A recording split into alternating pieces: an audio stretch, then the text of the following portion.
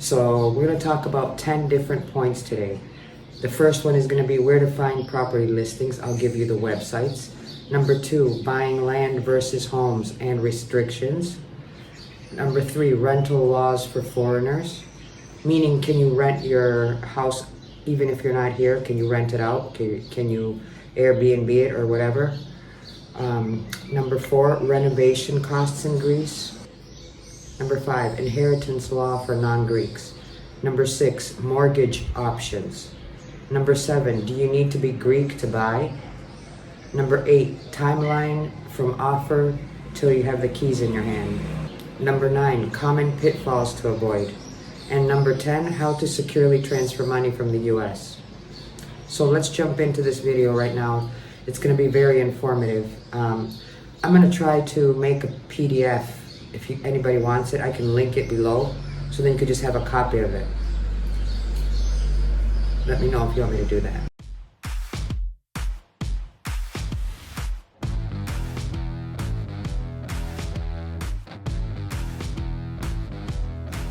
Hi everybody, I'm back today. I just wanted to say a sincere thank you for all of you that subscribe to the channel, that like the video that I put about life in Greece, and I'm so grateful and very happy that the stuff that I had to say was interesting. Let's jump into section 1. Section 1 is where to find property listings in Greece. Now I'm going to give you the top websites. The first one is spitogatos.gr. That one is the #1 property site in Greece with filters by area, price, and even if you want balconies or not.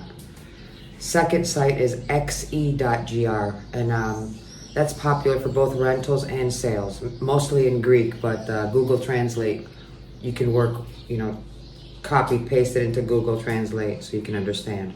The third one is tospitimu.gr. That's great for finding listings direct from owners or agents.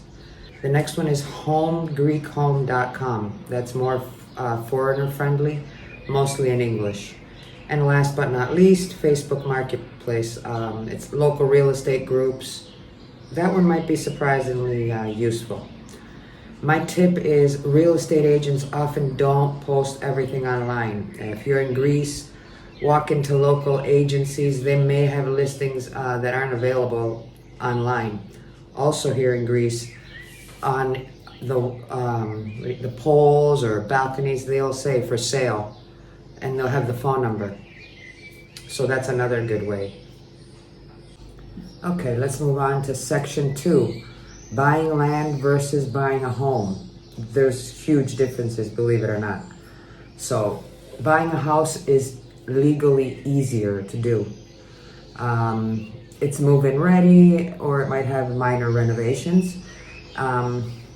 Property boundaries and usage are already approved for buying a house. If you want to buy land to be able to build, it's cheaper up front, but you need a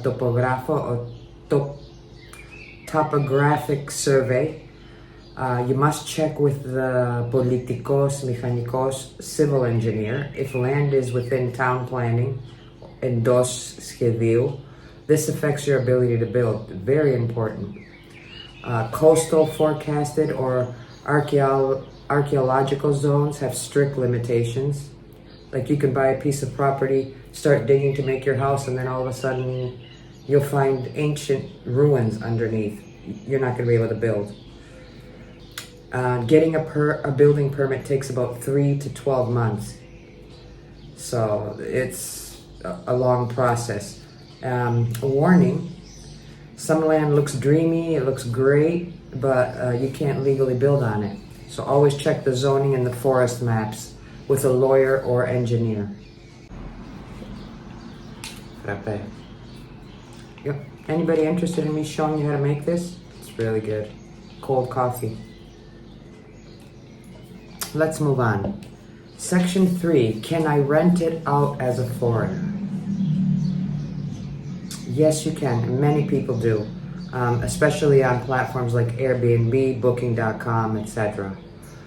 What you will need for that, you need a Greek afimi, which is a tax ID number, a registered listing with AADE, that's the Greek tax office, short-term rentals, excuse me, and a special property registration number, AMA. Taxes, income tax ranges from 15% to 45%, depending on how much you earn. And you may also owe municipal tourist taxes.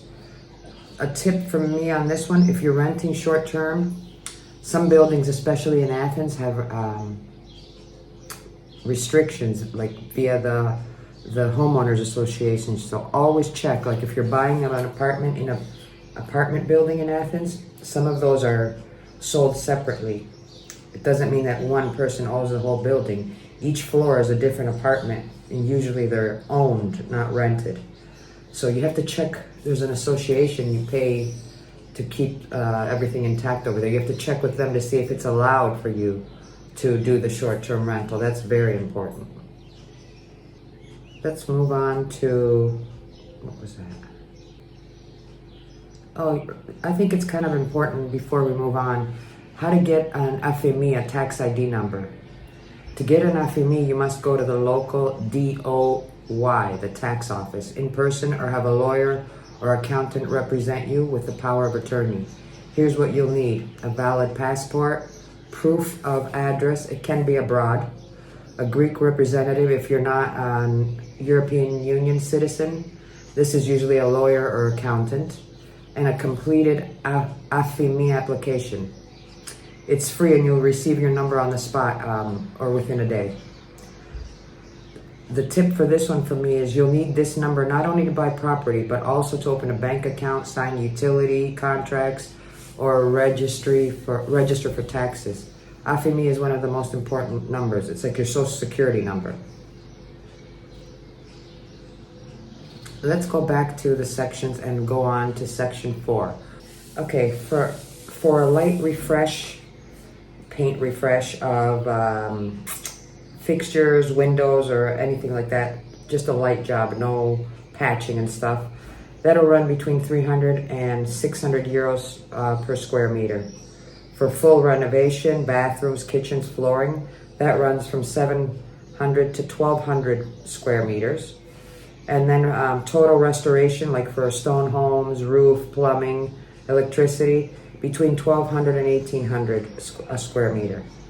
The prices depend on where you are. Like in Athens, it's pricier, but in somewhere like out in the smaller towns like Nafpato or Ipiro or other areas that are not tourist attractions, it's more economical. Plus the price depends on if you can access the materials easily, and if the property is within traditional, preservation zone.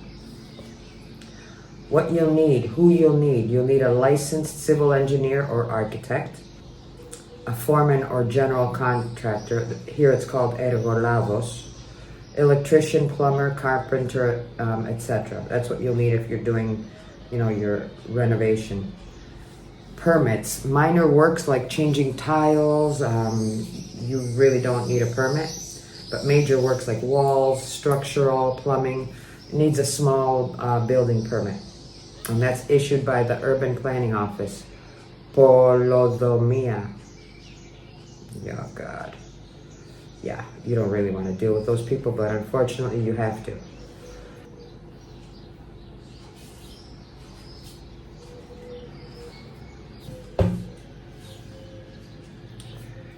Let's move on to section 5, inheritance law for non-Greeks. So yes, non-Greeks can inherit property in Greece, but the process must follow Greek inheritance laws. So the key points here are: Greece follows forced heirship. A portion of your estate must go to specific relatives unless you set up a will under Greek law. You can leave your property to anyone only with a valid Greek will or a foreign will that complies with European Union inheritance law. How to protect your property. You draft a Greek will through a notary. You consider registering your ownership with a Greek land registry, κτηματολόγιο, to avoid future legal issues. If you inherit property, you must declare it to the tax office within 6 months of the death if you live in Greece, or 12 months if you're abroad. Here's a question that I've been asked, even from some relatives of mine, poor people. I've never gotten back to them, but now if they watch this video, they can hear the answer. Mortgage options for foreigners, Section 6. Getting a mortgage as a non-Greek is possible, but it's not easy. The requirements is a large down payment, like 30 to 40%, proof of income and credit history. Some banks may require a residency status or a tax record in Greece. Most buyers pay cash because Greek banks are conservative past 2008 when we had the crisis. The mortgage process can be slow and bureaucratic.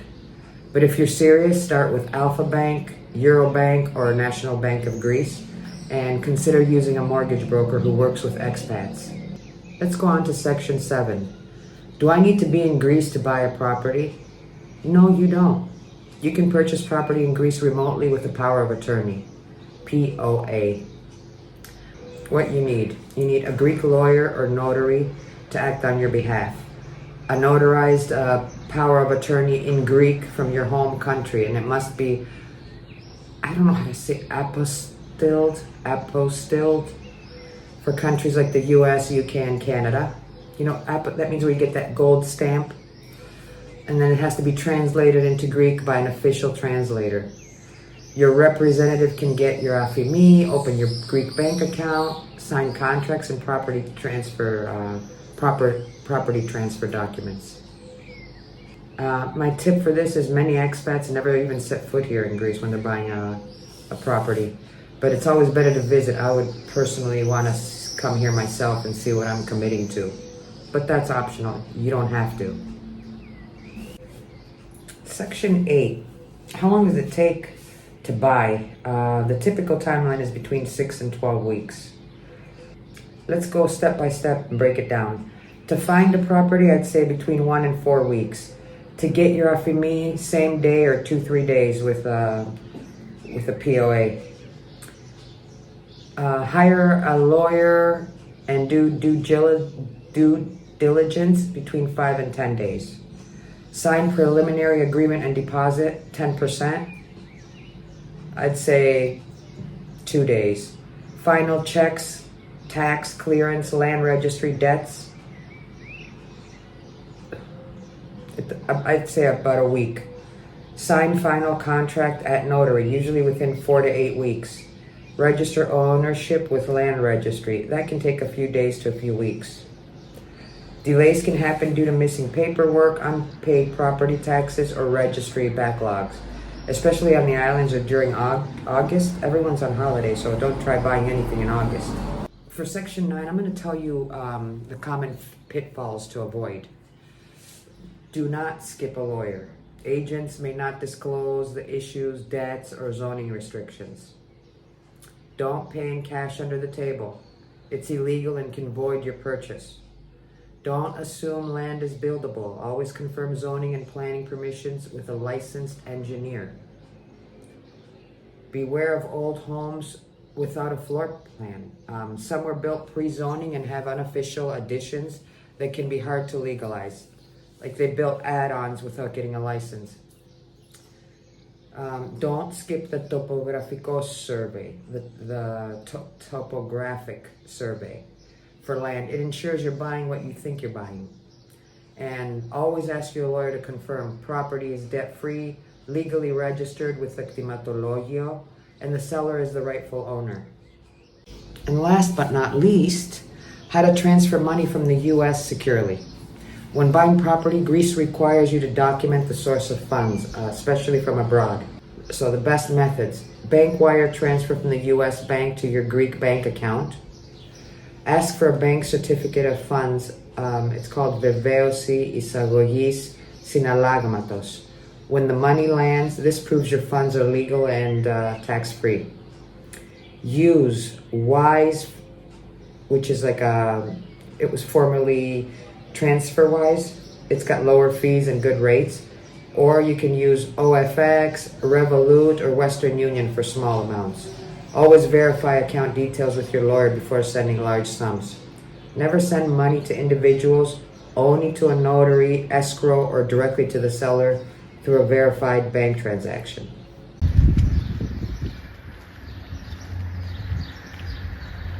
There's something up here. It says Polite to Paron. Let's go see it. Okay, here it is.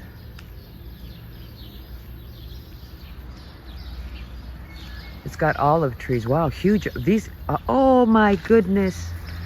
What are you guys doing? Oh. Hi there. It looks like these olive trees are hundreds of years old because you can tell by the tree trunks. Not all of them. So we've got 1, 2, 3, 4, 5, 6, 7, 8, 9, 10 olive trees, and then this is the property. And it might even come with 3 little lambs.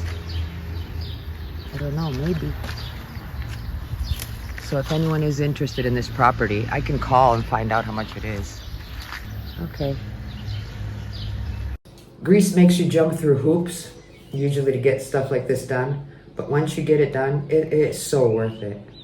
I hope this video was useful, and I think it is, because a lot of people are curious about this stuff, and you know, they don't know who to ask or what to do. But just always have someone, either engineer, a lawyer, a notary, someone that's going to protect your interests. That's all I have for today. Again, thank you for watching. If you like what you see, like, subscribe, comment. I appreciate everything. Thank you very much. Have a good one. Yes.